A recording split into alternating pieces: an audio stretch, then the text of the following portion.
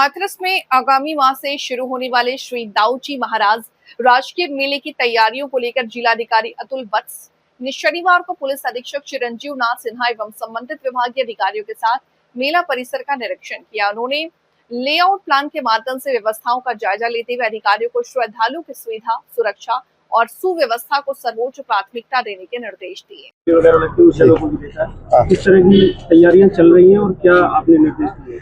हम लोग लगभग 2 महीने से पूरा मेले को किस प्रकार से आयोजित करना है और क्या क्या करेक्शंस हमें यहाँ पे ज़रूरत है, कैसे हम इस मेले को और भव्य करवा सकते हैं, इसके लिए लगातार निरीक्षण कर रहे हैं।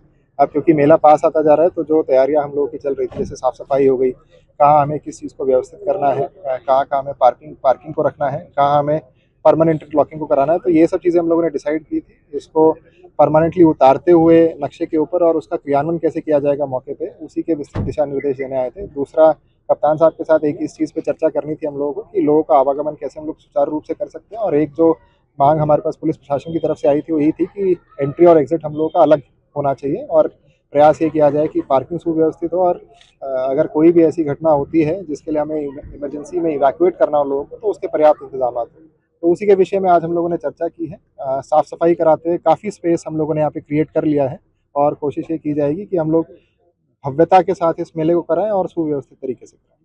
सर, आप इस तरह से बातचीत हो रही थी कि वैसे तो पुलिस प्रशासन रहता ही है मेले में, लेकिन वॉच टावर बढ़ाने की बात और परमानेंट बनाने की बात है। एक चीज़ जो मेरे संज्ञान में डाली है वो ये डाली है कि पिछली बार जो वॉच टावर बने थे वो एक तो थोड़ा कम रह गए थे और दूसरा फिर उनका वो क्वालिटी नहीं था कि आदमी उसके ऊपर सुरक्षित रूप से निगाह रख सके। तो इस बार हम लोग कोशिश करेंगे कि परमानेंट टाइप के वॉच टावर बनाने का प्रयास करें, क्योंकि ये राजकीय मेला है और हर वर्ष होना है और दाऊजी महाराज की ख्याति में ही हम लोगों को इसे कराना है।